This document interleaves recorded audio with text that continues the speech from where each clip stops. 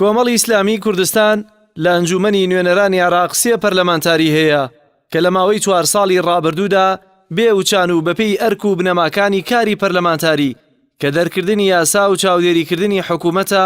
هەوڵیان داوە بۆ خزمەتکردنی خەڵک و بەتایبەت دەستەبەرکردنی مافەکانی گەلی کورد بەپێی دەستور.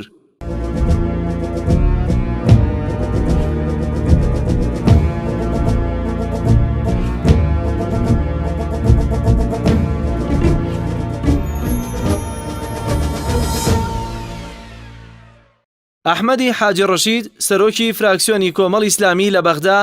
کە بڕیاردەری لیژنەی داراییە لە ئەنجومەنی نوێنەرانی عێراق توانیوێتی کار بکات لەو یاسا و بڕیارانەی کە ڕەهەندی داراییان هەیە و پەسەند کراون مافەکانی هەرێم تیایاندا دەستەبەر بن لە بەرژەوەندی خەڵکی هەرێمی کوردستان، بەڵام بەهۆی پابەدەبوونی حکوومەتی هەرێم پێیانەوە هاوڵاتیانیش بێبەش کراون. بۆ یەکەمین جار ئەحمەدی حاجی ڕەشید توانی وشەی پارێزگای هەڵەبجە و وەزارەتی پێشمەرگە لە ناو یاسای بودجەدا بچەسپێنێت. گەر حکوومەتی هەرێمیش پابەندی ڕێکەوتنی فرۆشتنی نەوت لەگەڵ بەغدا بوایە ئەوە ئەو توانی بووی گەرەنتی موچەی پێشمەرگە کە لە ناو دەخەکانی یاسای بودجە جێگیری کردبوو وەرگرێت. ئەحمەدی حاجی ڕەشید کە بە پیاوی ژمارەکان ناسراوە داتا و ئامارە ورد و دەقیقەکانی بڕبڕەی پشتی پەرلەمانتارەکانی تر بوون بۆ لێپرسینەوە لە وەزیرەکان و بێ جیاوازیش دەنگیان بەڵێ بووە بۆ وەرگرتنەوەی متمانە لە هەر وەزیرێکی گەندەڵ چە لە پێکهاتەی شیعە یان سوننا یان کورد و هەر پێکهاتەیەکی تر بوو بێت. بەناوی خۆی بەخشندەی میهرەبان سوپاس بۆ ئێوە. لە ڕاستیە پێشەوەی وەڵامی پرسیارەکە بدەینەوە ئەبێ بزانین تەوسیفی وەزیفی ئێمە چییە. تەوسیفی وەزیفی ئێمە بریتیە لە بەشدارکردن لە یاسادانان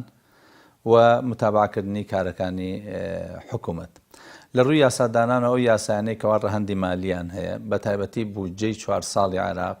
بەشدارێکی کارامان کردووە نەمان هێشتووە لە ماوەی ئەو 4 ساڵە هیچ فەقەرە و مادەیەکی دژ بە بەرژەوەندەکانی خەڵکی هەرێمی کوردستان بێ و بە پێچەوانەوە توانیومانە لە ناو قانونی موازنە بە شێوەیەک دایبڕێژین کەوا لە بەرژەوەندی هەرێمی کوردستان بێ، بەڵام بەداخەوە هەرێمی کوردستان کاتێک پابەند نابێ بە جێبەجێکردنی یاساکەوە واتەوە ئیلتیزاماتانەی کە لەسەرێتی جێبەجێ ناکە بۆیە یاساکە ناتوانرێت بەهرەمەندی خەڵکی هەرێمی کوردستانی لێ بکەوێتەوە.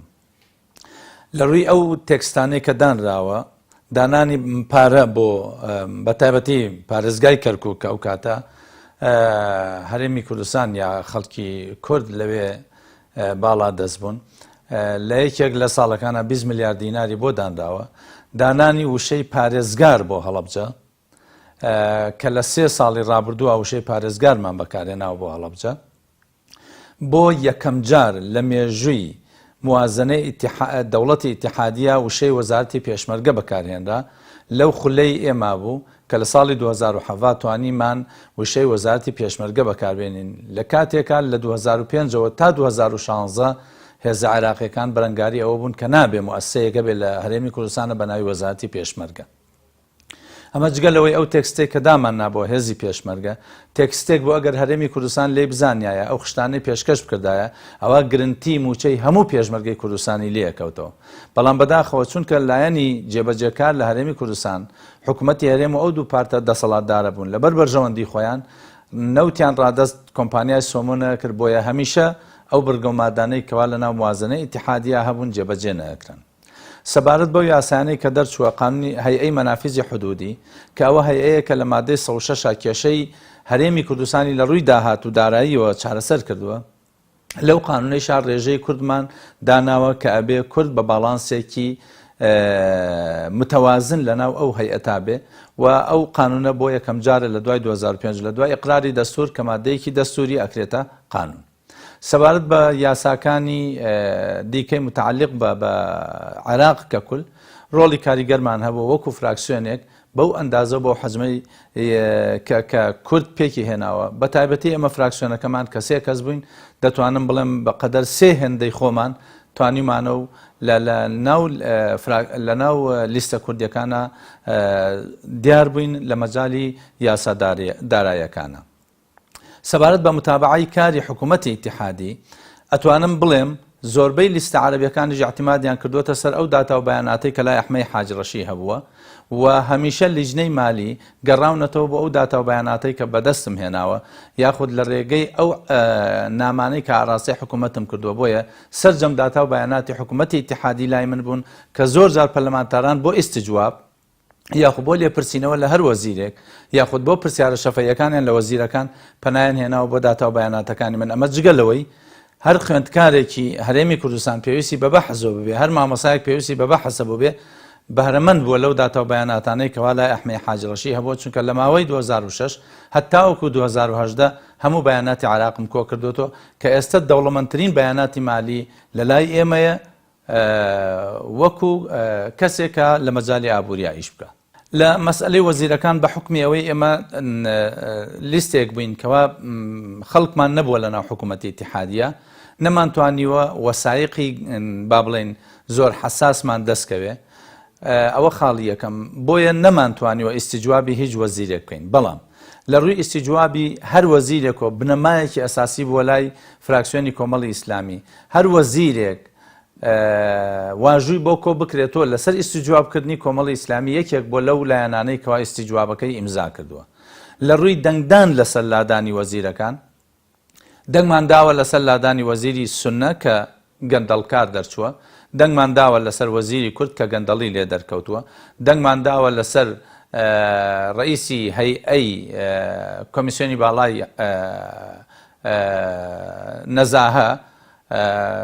کە هەیئەی باڵای ئیتیسالات کە ئەمانە هەمووی کەسایەتی شیعە بوون بەواتای ئەوەی کە ئێمە مەبدەء لای ئێمە ئەوە بووە کە چۆن محاربە و بەرەنگاری گەندەڵی بکەین اینجا ئەوە بۆ ئێمە گرنگ نەبووە ئەمە لە چ نەتەوەیەکە ئەمە لە چ ئاین و ئاینزایەکە ئەمە لە چ مەزهەبێکە بۆیە مەبدەء لای ئێمە بۆ دژی گەندەڵکار بووین لە هەر پێگە و پۆستێکدا هەبوو ئەو موچەی کە ئێمە وەرمانگرتۆ سەرەتا لەوانەیە یەکەم لایەن بین و بە بێگومانیش یەکەم لایەنین کە ئەوەی سەرجەم ئەو پارانەی کە وەرمانگرتووە بەو حسابی کە هاتووەتە ناو حسابی شخصیمان بە هەمان حساب ڕادستی کۆمەڵی ئیسلامیمان کردووە کۆمەڵی ئیسلامی لەوە بڕێک موچەی دیاری کردو بۆ خۆمان بۆ بژێوی ژیانمان لەو موچە شخصیەی کە هەمان بووە مانگانە زیاتر لە 600 هزار دینارمان داناوە بۆ ئەو خەڵکانەی کە فەقیر و هەژار و لێ قەوماون تاوەکو بتوانین هاوکاری و کۆمەکیان بکەین ئەمە جگەلەوەی لە سەرەتا کە ئێمە سی حیمایەمان هەبووە پارەی ئەم سی حیمایی ئێمە دراوەتە زیاتر لە 70 تا 80 کەس بۆ ئەوەی هەر یەکە جوزئێک لە پێداویستی ژیانی بۆ دابین بکە ئێمە تەنها احتیفازمان کردووە بە تەنها 2 پاسەوان کە لەگەڵمان بن ئەوانش حکمی پاسەوانیان نەبووە حکمی ڕەفیق و هاوڕێیان هەبووە بۆیە ئەو بڕەپارەی کە وەرگیراوە لەلایەن ئێمەوە هەموویمان ڕادستی حیزب کردوەوە حیزب موچەیەکی بۆ دیاری کردوین کە ئەوەش خۆشبەختانە وای کردووە کەوا کۆمەڵی ئیسلامی و کادرەکانی کۆمەڵی ئیسلامی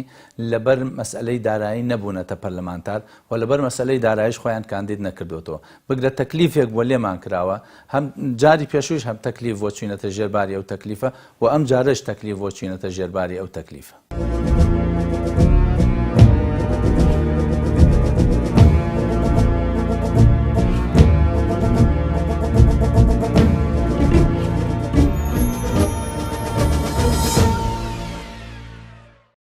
زانا ڕۆستایی ئەندامی فراکسیۆنی کۆمەڵی ئیسلامی لە ئەنجومەنی نوێنەران و ئەندام لە لیژنەی یاسایی کاری پەرلەمانتار دەرکردنی یاسا و چاودێری و لێپرسینەوە لە حکوومەتە زانا ڕۆستایی دەڵێت گەورەترین کارێک کە لە بەغدا کردوویەتی ئەوەیە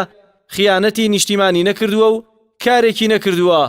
جێگەی نیگەرانی خەڵک و هاوڵاتیان بێت ئەو شارەزایی و ئەزموونی زۆری هەیە لە نووسینەوەی پرۆژە یاساکاندا کە توانوویەتی 4 پرۆژە پێشکەشی پەرلەمان بکات کە گرنگترینیان بەناونیشانی ئەم سامانەت لەکوێ بوو کە ئەوە بۆ لێپرسینەوەیە لە هەرچی بەرپرسە تا بزانرێت سەروەت و سامانەکەی چۆن پەیدا کردووە.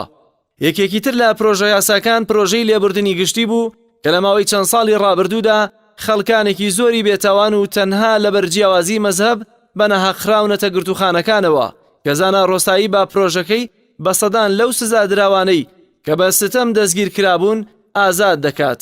ڕۆستایی لە هەمان کاتدا وەک ئەرکی سەرشانی توانیوێتی ڕۆڵی بگێڕێت لە لێپرسینەوە لە وەزیرەکانی کابینەکەی عابادی کە گرنگترینیان وەزیری دارایی بوو کە لەسەر گەندەڵی متمانەی لێوەرگیرایەوە. ڕۆستایی سەرڕایەوەی زیاتر لە 160 موچەکەی داوەتەوە بە کۆمەڵ ئیسلامی بەڵام لە هەمان کاتدا هاوکاری بەردەوامی گەیاندووەتە دەستی چەندین خێزانی هەژار و کەم دەرامەت. بەناوی خۆی گەورە ئەمن سەرەتا بۆی ڕوون دەکەمەوە کە کاری پەرلەمانتار چییە. لەبەرەوەی هاوڵاتی سادە زۆر زاران چاوەڕوانی وا لە پەرلەمانتار دەکات کە کاری بۆ بکاوکو دەستگایکی جێبەجێکاری. من پێی دەڵێم کاری پەرلەمانتار بەشداریکردن لە دانانی یاساکان، پێی دەڵێم ئەو یاسانەی کە من دەوری باڵام تێدایان هەبووە. باسیەوەی بۆ دەکەم کە کاری پەرلەمانتار چاودێریکردنی دەسەڵاتی جێبەجێکردن بووە و پێی دەرم دەسەڵاتی جێبەجێکردنی هەرێمی کوردستان گوێ لە پەرلەمانتاری بەغدا ناگرێ. ئێمە کارمان زیاتر لەگە دەسەڵاتی جێبەجێکردنی بەغدایە، لەوێش تەقسیریمان نەکردووە بەوەی کە بەشداریمان کردو بە لێپرسینەوە وەزیرەکان بە ئاراستەکردنی پرسیار لە بۆیان بە بەستری کۆگرێ ڕۆژنامەنووسی لەسەریان. بەرگریمان لە مافی تاکتاچی هاوڵاتیان کردووە، بەرگریمان لە دەسەڵاتداران نەکردووە لە هەرێمی کوردستان، بەڵام بەرگریمان لە فەرمانبەران و لە جوتیاران و لە هاوڵاتیان هەرێمی کوردستان کردووە. و پێشی دەڵێم کە یەک لە کارەکانی ئێمە بەدەداسوونی کاروباری هاوڵاتیان بووە. چەندین هاوڵاتی ئەو هەرێمی کوردستانە لە شارە جیاجیەکان ڕێیان کەوتۆتە بەغدا، دەرگەی شوقەکانی ئێمە و سیارەکانی ئێمە لە خزمەتیان بووە. کاروبارەکانمان بۆ ڕای کردوون لە فەرمانگەکانی دەوڵەتی عێراقی و کار ئاسانیمان بۆ کردوون. ئێستاش لەگەدابی دوعای خێر بە کۆمەڵی ئیسلامی دەکەن کە بووینە هۆی ئەوەی گرفتی زۆر گەورە بۆ ژمارەشی زۆر لە هاوڵاتیانی هەرێمی کوردستان چارەسەر بکەین. ئەمە لەلایەک لاشکەش پێی دەڵێن ئێمە کارێکمان نەکردووە ببینە مایەی نیگەرانی بۆ خەڵکی کوردستان لە هیچ هەڵوێستێکی نەتەوەی و نیشتیمانی دوانە کەوتوین لە هەر بابەتێکە بەدەستمان هاتبێ. بەڵام پەرلەمانتار ئەوە کارێتی نابێت چاوەڕوانی ئەو بکەی لە پەرلەمانتار خەڵکت بۆ دابمەزرێنێ، یان پەرلەمانتار بتوانێت پرۆژێکی ئابووریت بۆ بێنێتە وڵات، یان کارێک بکات لە هەرێمی کوردستان کە هەرێمی کوردستان بە پێی دەستور دەسەڵاتەکانی جیان لە شوێنەکانی تری عێراق. من لەبەرەوەی ئەندامی لیژنە یاسایی بووم لە ئەنجومەن نوێنەرانی عێراق و بەو شارەزای یاسایی کە 26 ساڵ لە کاروباری یاسایی ئیشم کردووە چ لە پەرلەمانی کوردستان چۆکو پارێزەرێک و ئەم 4 ساڵش لە ئەنجومەن نوێنەرانی عێراق لە لیژنە یاسایی کە دڵی پەرلەمانە ئەتوانم بڵێم جێپەنجەی خۆم دەبینمەوە لە زۆربەی یاسا گرنگەکانی عێراق. هەوڵم داوە زۆرترین دادپەروەری بچەسپێرم لە ناو یاساکانی عێراق، زۆرترین مافی هاوڵاتیان بخێن ناو یاساکان. تا ئێستا زیاتر لە 4 پرۆژە یاسام پێشکەش کردووە بۆ ئەنجومەن نوێنەرانی عێراق و ئیمزام بۆ کۆ کردوێتەوە کە گرنگترینیان ڕەنگە لەلای هاوڵاتیان ئەو پرۆژە یاسای بوو کە بەعینوانی ئەم سامانەت لە شوێ بوو من ئەینە لەکە هادا بەداخەوە دەورەی پەرلەمانی کۆتایی هاتوو نەگەیشتە قۆناغی دەنگ لە سەردان، بەڵام ئەگەر چینەوە ئەنجومەنی نوێنەران بۆ خولی داهاتوو لە مانجی یەکەمەوە دەست پێ دەکەینەوە ئینشاڵڵا لەم پرۆژەیە. لە پرۆژە یاسای لێبوردنی گشتی ئەگەر لە هەر هاوڵاتێکی عێراقی پرسی ئێستا و لە پەرلەمانتارەکانی بەغا پرسی دەزانن پرۆژە یاسای لێبوردنی گشتی زانا ڕۆستایی دەورەشی باڵای هەبوو لە دەرچواندنی ئەم یاسایە کە بۆ سەبەبێک بۆ دەرچوونی هەزاران کەسە زیندانەکان. هەموو هاوڵاتیانش دەزانن زیندانیەکانی عێراق پڕن لە خەڵکی ستەم لێکراو. ئەمەش یەکێک بوو لەو کارانێک کە زۆر زۆر دڵمان پێ خۆشە بۆ داهاتی خۆمان. ئەمە لە بواری یاسادانانەوە. ئێمە لەبەر عینوانی وەزیفەکەمان خەڵکێکی ئێزگار زۆر ڕوومان تێدەکا بە تایبەتی لە کاتی قەیراناوی ئێستای هەرێمی کوردستان و بەداخەوە ئێمە ڕەنگە نەمانتوانی بێ دەستمان زۆر کراوە نەبوو بێ وەکو پەرلەمانتارانی تر سامانەشی زۆرمان لە بەدەستدا بێتن، هاوکاری خەڵکمان زۆر پێکرابێ. لەبەر ئێمە زیاتر لە 80% موچەکەی خۆم دەگەڕێتەوە بۆ خەزێنەی گشتی لە کۆمەڵی ئیسلامی و لەوێ دەسێتە سەر دەسێتە زۆر ماڵی مستحق لەناو کادرانی کۆمەڵی ئیسلامی. بەڵام لەو بەڕەپارەش کە ئێمە لە بەدەستماندایە لە راپۆرتەکانی خۆم کە بەرزم کردێتەوە بۆ ئەنجومەنی سیاسی و سەرکردایەتی دوو مانگزارێک راپۆرتێک بەرزەکەمەوە بڕی ئەو پارانەشم ئاماژە پێ کردووە کە لە بابی سەدەقە پێشکەشمان کردووە. هیچ مانگێک یانی لەو بڕەپارێک کە تەرخانە بۆ خەڵکی خێزانی خۆم لە 800,000 دینار کەمتر نەبووە بۆ یعنی چەند ماڵێک هەیە باس ناکەم حەز ناکەم باسی بکەم کە ماگانە شتمان بۆ بڕینەوە لەبەرەوەی بەکەوتێ لەبەرەوەی یەتیمی بەسەروێ لەبەرەوەی کرێچیە لەبەرەوەی شتێکی تر بێزگە لەوانەیە کە لە ناکاو پەیوەندیت پێوە ئەکەن. ئەمانە ئەگە بە شتێکی کەمیش بیت بەدڵ ساردی بەڕێمان نەکردوونە، نەمانتوانی و مەبلەغی زۆر تەرخان بکەین لەبەرەوەی پارەی زۆرمان لەبەردەست نەبووە، ئێمە نەمانتوانی و پاشەکەوت بۆ خۆمان بکەین. بەڵام هیچ جارێک نەبووە لەو بڕەپارانێکە بۆ خەو خێزان و ژیانی خۆمان تەرخان کراوە بە شەشی باشمان تەرخان نەکرد بێت بە شخصی خۆم بۆ ئەو لایەنە. یعنی ئەوەی کە گەڕاوەتەوە خەزێنەی گشتی کۆمەڵی ئیسلامی ئەوە بە تێدەپەڕێ لە چەند سەد ملیۆنێک ئەوەی کە گەڕاوەوە بۆ کۆمەڵی ئیسلامی ئەوە سپاس بخوای گەورە. ئەوی تریش توان بە معدل ینی هەر مانگێک لە ماوەی ئەم 4 ساڵی ڕابردوو لە $800 کەمتر نەبووە، زیاتریش بووە لەو بڕەپارەیە کە بە بژێوی خۆ ماڵ و منداڵم تەرخان کراوە. لەبەر ئێمە وەکو گوتم زیاتر لە 80% پارەکانمان بۆ کۆمەڵی ئیسلامی گەڕاوەوە و شتێکی زۆرمان لە بەدەست نەبووە بتوانین لەوە زیاتر بکەین. ئێمە فراکسیۆنی کۆمەڵی ئیسلامی تاکە فراکسیۆنێکی پەرلەمانی عێراقی بووە کە لە هەر 4 ساڵی ڕابردوو بە شێوەیەکی ڕێک و پێک راپۆرتەکانی دەستەی دەستپاکی پێشکەش کردووە. من وەکو زانا ڕۆستایی پێشەوەی بچمە بەرلەمان لەو خانۆی داوم کە ئێستا تێدامەوە، ئێستاش لە هەر هەمان خانودام، ئێستا کە بیفرۆشمەوە وە قیمەتی خۆی ناکاتەوە کە پێشتر پێمان کڕی بوو. هەر ئەو سیارێک کە پێشەوەی بچمە پەرلەمان تازە کڕیبووم بە قست، هەر ئەو سیارەم لەکنەکە فۆردەشی 2013 هیچ پارچە زەویەکم نیە جگە لەو پارچە زەویەک لە گوند کە بە میرات لە باوش ڕەحمەتیم بۆ مەجێماوەتەوەش هیچ قیمەتێکی مادی ئەوتۆ ناکات و لە شوێنی خۆیەتی هیچ پرۆژێکی ئابووریم نییە، هیچ دوکانێکم نیە، هیچ شوقەیەکم نیە، هیچ مەزرعەیەکم نییە کە ئەوانە شەگەر هەش بوانە ئەوە باسم دەکرد و بە ڕسقێکی حەڵال پێکرا هیچ ئەوەی تێدا نیە. من سەرەت و سامانی خۆم شتێکم لێ بیشارمەوە بۆیە بە بەردەوامی ئاشکرای دەکەم لە هەر بەرنامەیەک پرسیارم لێ بکرێ یان لە هەر فۆرمێک کە بۆم بێتە پێشم. هاوڵاتیانی هەرێمی کوردستان لەم هەڵبژاردنە لە بەردەم تاقیکردنەوەیکی گەورەدان یان دەیانەوێ بار و دۆخ وەکو خۆی بمێنێتەوە، ئەوانەی تا ئێستا نوێنەراتیان کردو هەر ئەوان نوێنەراتی بکەن و چۆنیان هێناوە هەر ئەوها بڕۆن، یان دەبێ ئەو مەلەفە بداتە دەست تیمێکی تر. ئێمە داواکارین مەلەفی پەیوەندیەکانی نێوان هەرێم و بەغدا بدرێتە دەست تیمێکی تر لە بەغدا بۆ ئەوەی بتوانین مافە دەستوریەکانیان بۆ بجێڕینەوە.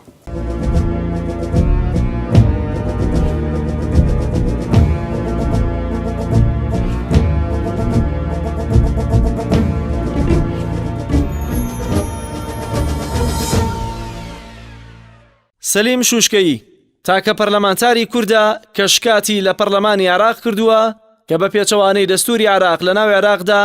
ڕیبا بەکاردێنرێت.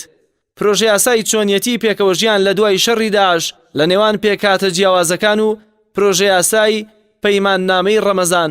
کە خۆی ئامادەی کردووە پەسەند کراون و دواتر لە ناو منهەجی پەروەردە جێگیر کراونەتەوە کە وەکوانەیەک لە خوێندنگەکاندا دەخوێنرێن. پرۆژەی قەدەغەکردنی خواردنە کوحولیەکان و شوێنەکانی مەساج، پرۆژەی فیلتەرکردنی کەناڵ و پێگە سێکسیەکان، جگە لە کارەکانی وەک ئەرکی پەرلەمانتاری، شوشکەیی لە 150 موچەکەی بۆ کۆمەڵی ئیسلامی دەگەڕێنێتەوە و بەشێکی تریشی بۆ کەفالەتی منداڵانی هەتی و دابین دەکات. لەگەڵ ئەوەشدا توانیوێتی بە هاوکاریەکانی چارەسەری سێ نەخۆش وەرگرێت و هاوکاری دەستگاکانی لەبەرکردنی قورئان و وانە پەروەردەیەکان بکات و بینایەکی تایبەت بۆ کەناڵی ئاسمانی بانگەواز بنیاد بنێت کە تاکە کەناڵێکی پەروەردەییە تایبەت بێت بە خێزانی کوردی. لە ماوەی 4 ساڵی ڕابردوودا ئەگەرچی عێراق بە ناخۆشترین قۆناغدا تێدەپەڕی، لەوانە شەڕی خوێناوی داعش، لەوانە لە کۆتا ساڵدا باسی ڕیفراندۆم و جیابوونەوە، بەڵام بە کورتی ئێمە لە 4 ساڵی ڕابردوودا ئەو کارانەمان کردووە. مە ناتوانین 4 ساڵی ڕابردوو بە درێژی هەموو باس بکەین، بەڵام یەکەم من وەکو پەرلەمانتارێک تاکە پەرلەمانتار بووم کە شکاتم لە پەرلەمانی عێراق کردووە و محامی تایبەتم گرتووە لە دادگای ئیتحادی عێراق لەسەر موازنەی 2015 کەوا ڕیبای تێدا بووە. پێمان وا بووە ڕیبا یەکێکە لە تاوانە گەورەکان و لە جیاتیەوەی عێراق پێویستە بە دوواداچوون کا بۆ هەموو ئەو سەرۆتە دزراوانەی کە لەلایەن بەرپرسەکانی عێراقەوە دزراوە و پێشنیاری ئەوەشمان بۆ کردووە و محامیشمان گرتووە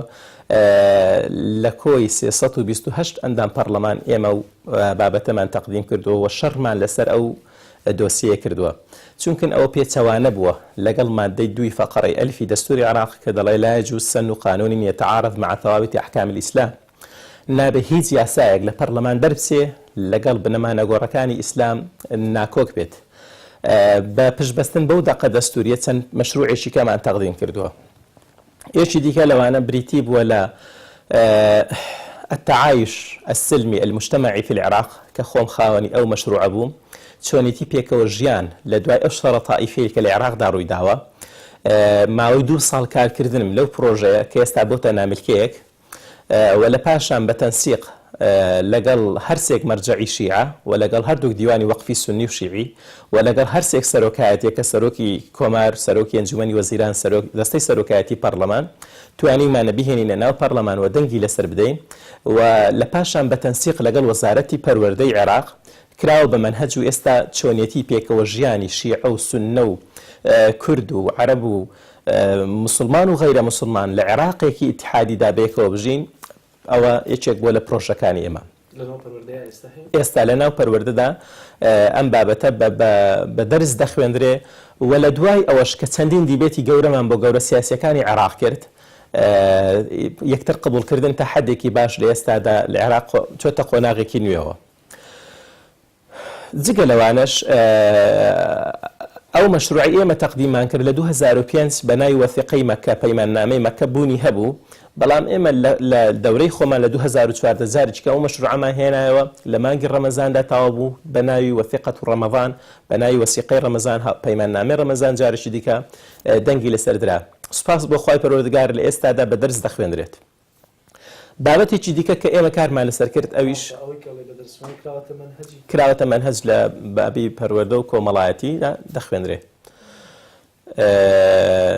یەکی دیکە لەو بابەتانە